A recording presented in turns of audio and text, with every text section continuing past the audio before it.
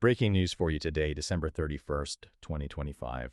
Start warning from a Crimean Tatar leader. The war may expand beyond Ukraine. The aggressor's behavior indicates that this war is not going to end soon and could spill over. These remarks were voiced by Rifat Chubarov, head of the Majlis of the Crimean Tatar Nation, during a live broadcast on Facebook. Before we get into it, make sure you subscribe to Defense Reports. It's your go-to source for timely, in-depth military and defense reports. I'm Alex. And with me is Artoria for our latest deep dive. We're here for sharp, no-nonsense breakdowns of global defense, military tech, and the big strategic moves happening right now. And today? Well, today we are going deep into a critical warning from Ukrainian indigenous leaders. This isn't just about today's front lines. It's a warning that accepting the status quo will not lead to peace, but to a deadly new phase of conflict that could reach far beyond Ukraine. It's the perfect place to start. Our mission today is really to connect the dots on a very multifaceted threat. We're going to pull on three threads that are, well, they're often looked at separately. First, the diplomatic pitfalls, why territorial concessions are seen as a strategic trap. Right. Then the military escalation on the ground, things like new drone tactics. And maybe the most chilling part, the humanitarian reality inside the occupied territories, where, the next generation of Ukrainians is being systematically targeted. Targeted for what exactly? For deep ideological indoctrination.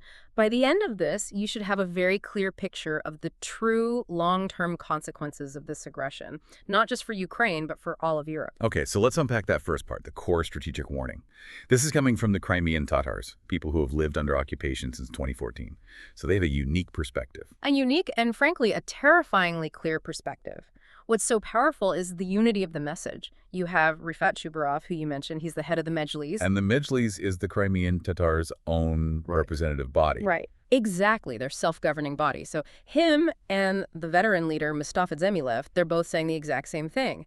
Any peace deal based on giving up territory, especially if it legitimizes the occupation of Crimea, is nothing more than a pause before a bloodier war. So it's not peace, it's just buying the aggressor time to rearm and plan the next move. Mm-hmm. What makes Crimea itself such a flashpoint? It's all about geography and utility. Look, Crimea is not being used as a defensive asset. It is purely an offensive springboard. For the Russian military, the strategic value is just immense. And we see that in action pretty much daily. Every single day. From the peninsula, they can launch constant strikes deep into mainland Ukraine. We're talking Iskander-M ballistic missiles, naval assets, and a constant stream of UAVs. So if you normalize that, if the world accepts the occupation. And Russia gets secure permanent base. An uncontested base to project power across the entire Black Sea. And analysts are very clear about the next targets. They're specifically naming Moldova, Georgia, and of course the Baltic nations. These aren't just guesses. They're seen as high-risk spillover targets. It really is an unsinkable aircraft carrier for them.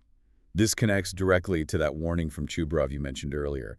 He explicitly told Russians who moved to Crimea since 2014 to leave now. And that warning is tied directly to the Kerch Bridge. It's the main artery, the logistical lifeline from Russia to the peninsula.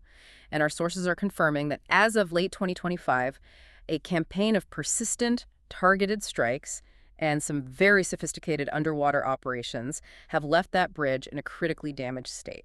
So if that lifeline is cut for good, what happens then? Well, that's Chubarov's point. Crimea turns into what he calls a pocket or a trap. And here's the really alarming part. If Russian forces get desperate, the expectation is they will use civilians as human shields. Both the relocated Russians and the Ukrainians who are still there. Both. To protect their retreating forces or whatever assets they have left, it's just a brutal calculation where human life is just another variable in their military planning. It's a terrifying scenario. But if the fighting were to just stop, if the conflict were frozen tomorrow, that violence wouldn't end, would it? It would just intensify inside the occupied zones. That's the crucial warning from human rights groups.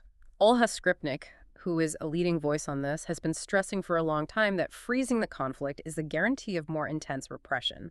And the evidence, it's overwhelming. The UN has confirmed systematic and forced disappearances, torture, not just in occupied Ukraine, but inside Russia itself. And they're using the legal system as a weapon of occupation too, right? Oh, absolutely. It's what you could call a legal war. Occupation authorities just impose their own Russian legal systems. And the result is the mass seizure of property from Ukrainians who had to flee. It's a flagrant violation of international humanitarian law. And how do they actually enforce that? It's disenfranchisement on a massive scale. To prove you own your home, you're often required to show a Russian passport. So if you're a Ukrainian citizen who fled, or if you refused their citizenship, you just lost the legal right to your own property. And the numbers on this are staggering. They are. We have documented sources showing 220 political prisoners just from Crimea and over 12,000 illegitimate, court decisions. Yes. Ordering people to be deported from the peninsula. It's weaponized bureaucracy. It's ethnic cleansing through paperwork. Which brings us to what you call the most chilling part of this occupation playbook. The children. This is a war on the future. It is absolutely a war on identity, on the next generation. This is a long-term effort to erase Ukrainian heritage. Human rights advocates confirm that occupiers are using schools to teach children that, and this is a direct quote, Ukraine does not exist at all. They are trying to replace a Ukrainian identity with a military, patriotic Russian one. So they're creating loyal subjects for the empire. Exactly. And it's highly structured. It's not happening by chance. They've massively expanded so-called cadet classes for kids as young as 6 years old. Then there's a mandatory military patriotic game called Tsarnitsa 2.0, which is required for everyone between 7 and 17. So this is state-sponsored policy, not some fringe program. The scale is what's so disturbing. Get this. During the summer of 2025 alone, over 181,000 children in Crimea went through some form of military training in these camps. 181,000. And this connects to the 20,000 Ukrainian children the UN says have been deported, with some reports of them being sent as far as North Korea. It's a systematic effort to steal Ukraine's future. It is. And at the same time, the violence against children in free territory is just relentless. The official statistics show Russia has killed 661 Ukrainian children since the full-scale invasion began. And there are over 5,300 criminal proceedings ongoing for crimes against them. This is not collateral damage. It's an active part of the strategy. Okay, let's bring this back to the immediate military reality. Because this conflict is nowhere near frozen. Far from it. The intensity is still incredibly high.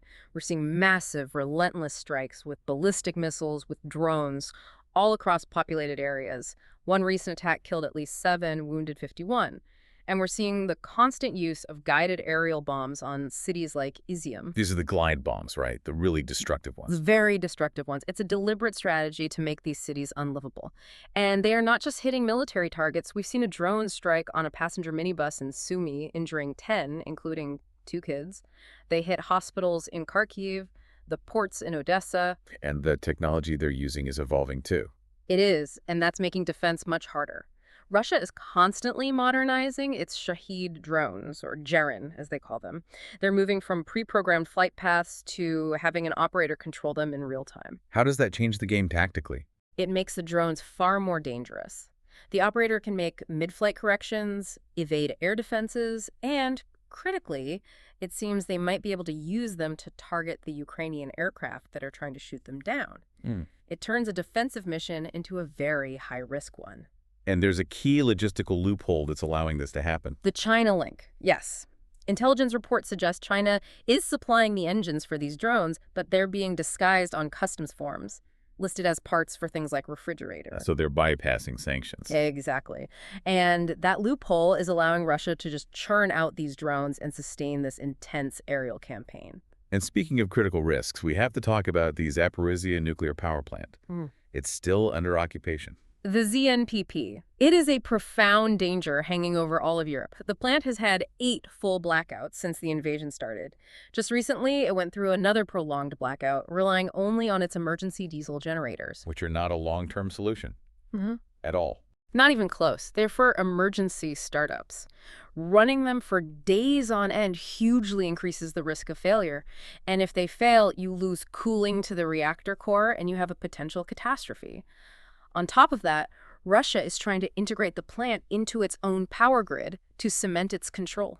All of this military pressure, this infrastructure risk, it brings us back to the diplomatic situation, which seems completely stuck. It's stuck because the demands from one side are impossible. While President Zelensky has been clear about not ceding territory, Putin's condition for even starting a ceasefire, well, it's designed to be rejected. What is that specific demand? Putin demands that Ukraine must withdraw all of its forces from the parts of Donetsk, Luhansk, Kherson, and Zaporizhia that are still under Ukrainian control, and they have to do that before any ceasefire begins. That's not a peace offer, that's a demand for surrender. It's militarily suicidal because those areas contain Ukraine's most heavily fortified defensive lines, the so-called fortress belt. If Ukraine abandoned those positions, it would leave the south and east completely exposed. It would basically open the door for the next phase of the invasion. It would set the perfect conditions for a future conquest of Mykolaiv and Odessa. It's a trap designed to make Ukraine look like the obstacle to peace, while forcing it to create the conditions for its own defeat. And yet, through all of this, Ukraine is still pushing forward on its path to joining the EU.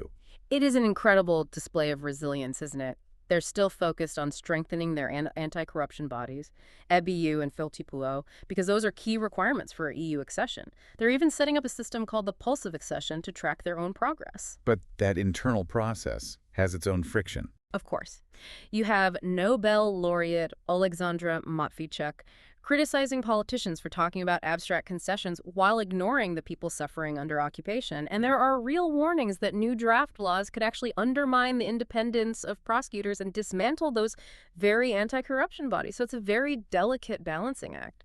You know, reflecting on all of this, especially the multi-year effort by the occupiers to militarize and indoctrinate children, teaching them that their own country doesn't exist, it raises a really profound question for the future. Go on.